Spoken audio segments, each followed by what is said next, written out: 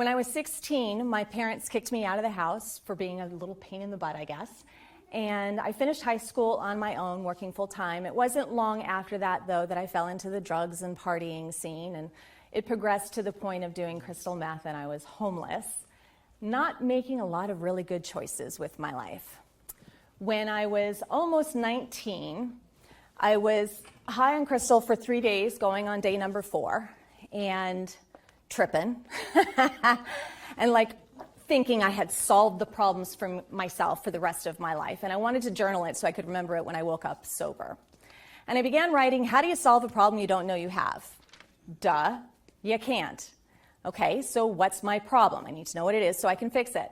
And I started listing my parents for their neglect and abuse, my dad for abandoning me, my aunts and uncles for knowing what was going on in my life and not being there for me, the boy who raped me in high school, all the way back to this kid in 5th grade who spit on my shoes.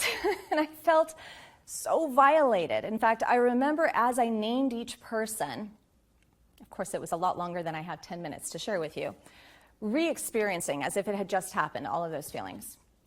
And in a moment of, I don't know, euphoric, blissful joy or whatever, it all of a sudden occurred to me that that list was not a list of problems, it was a list of people. That none of those people were there with me the night or many nights before, holding the straw to my nose to do those drugs or forcing that alcohol or the lifestyle choices that I was making. Those were my choices. And that if I wanted to have a different life, I needed to choose differently. But I was a victim. I felt hurt. I was devastated by some of it. Some of it I could brush off, but it was still there, always, bubbling beneath the surface. And that pain was what I was trying to numb. And I couldn't change my past. I couldn't change the conditions or circumstances that surrounded all of those events in my life. But what I could do is choose to forgive, which sounded, I don't know, delightful in some sort of way, but not realistic. But if I could actually forgive them, I started to imagine what that would look like. And in my mind's eye, it was getting out of the life that I was living and going to college. It was maybe getting a job and not being homeless. It was certainly being more selective about my friends and my lovers at that time. And I had this epiphany just from the experiment in my mind of imagining what life could look like. I thought it's worth forgiving, that the frustration, anger, rage, guilt, shame, all the things that I was carrying up to that point just would go away. So I was doing it for me, really, not for them, to be fair. Well, I called my mom and said, Mom, I'm going to change my life. She's like, yeah, right. I said, no, seriously, please, I need to move back in. I need a place to live, and I'll get a job, and I promise I won't stay long. So she let me back, much to my stepfather's chagrin. And I was only there for a few months, but it was enough to get a job and then a second job and to keep working on my thought life, because I knew that being a victim at that time had been such a prison for me, and it was all I could do to just focus on reimagining those thoughts in new ways and creating a new narrative for my life. So within a few months, I had 2 part-time jobs, and I was working at a sandwich shop, gourmet sandwich shop. I couldn't even afford to eat there. But I had remembered back during the days that I was doing the drugs that I would sit at bus stops and watch people go by and try to imagine how I could go from where I was to where they were. It was like jumping the Grand Canyon. I couldn't even imagine how to get there. Now, fast forward, I'm on the right track, but it's not quite happening yet, which normally would frustrate me, but I was just watching it unfold. And instead, I'm imagining how to get from this side of the counter to that side of the counter. And it wasn't long after that imagination that a customer who showed up in one of his fancy suits and obviously could afford those $10 sandwiches, invited me to sit down. And before I knew it, I was being interviewed for a job, hired, and that one job replaced both my part-time jobs. Over the course of the next about 18 months, I continued to get new jobs, moving up each step of the way until I was a promotions director at 2 radio stations, and then ultimately landed an account executive job at CBS affiliate in Tucson. Well, while I was working there, I had been growing my hair out and wore it up in the French twist all the time. And the on-air talent was like, how do you do that? I couldn't imagine why it was so hard. But as my hair grew out, I realized, oh, you need a lot of dexterity, and this isn't as easy as some people, as people had pointed out to me when it's longer. So I invented a product called the French Twister. I began to hustle my way into any kind of room I could get into where someone could possibly help me. I negotiated with a production company to do a commercial for me for a steak. I negotiated with the manufacturer to make the inventory for me for a steak.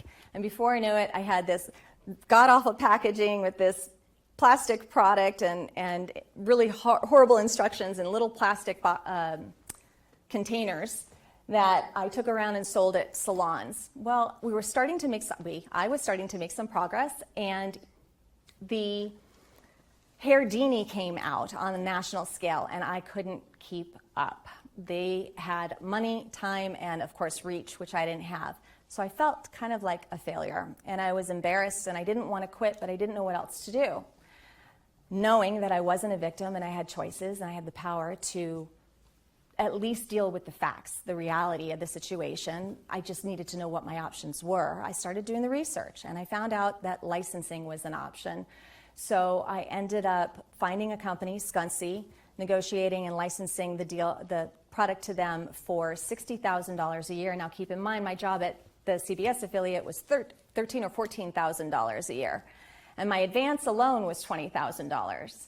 So I reinvented my life once again into this new licensing kind of industry, and it started a career that I didn't even know existed and couldn't have even chosen growing up, really.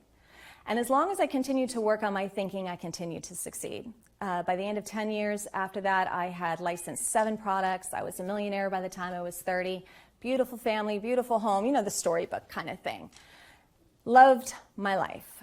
Then I came up with someone had come to me with a product, and we ended up partnering, and I licensed her patent and re-engineered it into something called TC Pets. Now that product I wanted to make and sell. I don't know why, I just had it in my head. So I started venturing with that product and got sold through about 7 container loads, was in over 400 stores. I was on Shark Tank twice with that as a success story, many TV programs, in fact.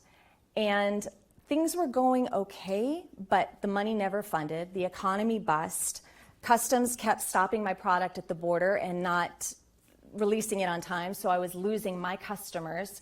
UPS was sending me $15,000 bills because of dim waiting, which is a whole nother issue I didn't know about. I had hired a sales guy for $5,000 a month. It took me 3 months to figure out he wasn't doing anything, and I was just bleeding out. I was devastated, I was frustrated, I was angry, and I was embarrassed and ashamed. I couldn't see straight anymore, and all the things that had been lined up for me in my thinking along the way were, oh, look over here. Sorry, guys. I'm so used to talking to a live audience. All the things that had been lined up for me over the years that got me going and made me successful, I couldn't see clearly because I was too wrapped up in feeling like a victim again. I got caught in the trap of believing that it was other people's fault. Now, granted, a lot of that stuff was out of my control. There were conditions and circumstances that I couldn't do anything about, but there was plenty that I could, and I always had options, and you always do. I just couldn't see what they were. I fell apart, I lost my home, I left my family, I ran away to New Orleans, and I lost my mind. During that time, I'd say backslid, so to speak, in that I didn't do the drugs and stuff again, but I did start drinking again, and I was not being very responsible. I could go on because I was totally broke and had lost everything. I'd Ubered, you name it, I tried it. And I didn't know how to recover. I felt like I got the wind knocked out of me and I wasn't able to catch my breath again. Well, I had some therapy and really decided to get honest with myself and with the people I loved in my life and face the truth that I was culpable.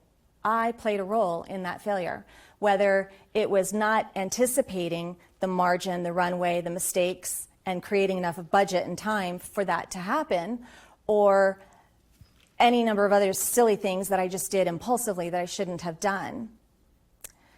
At the moment that I started being honest with myself and the circumstances and the conditions, I realized that I had the power again. I was able to reinvent my life one more time. I shook all that stuff off, I got lined up, and I was able to look at everything that I had done as a learning opportunity. I knew I wouldn't make that mistake again, any of those mistakes again. I would go slower, the lessons go on and on. But because I was honest and took responsibility, that's what allowed me to see what I could and couldn't do anything about, which gave me the confidence and therefore the competence from those learnings to try it again. So here I am on my third reinvention. In the last 5 years, I have a couple homes again. I debt-free. I had the most amazing business, incredible clients that I would call every one of them my friends. I love them to pieces. So the big takeaway for me and the whole, I thought about a million things that I'd love for you to leave here today with from my story, but I hope that the biggest thing that you take away is that shit happens. And when it does, circumstantially, conditionally, your fault or not, if you will own it, all of it, as the owner of your life, what you can learn from the mistakes, empower you, make you feel better, build your confidence, and you can get up and you can keep going. You will find your wind, your second wind, and you'll be able to reinvent your life as well. Thank you.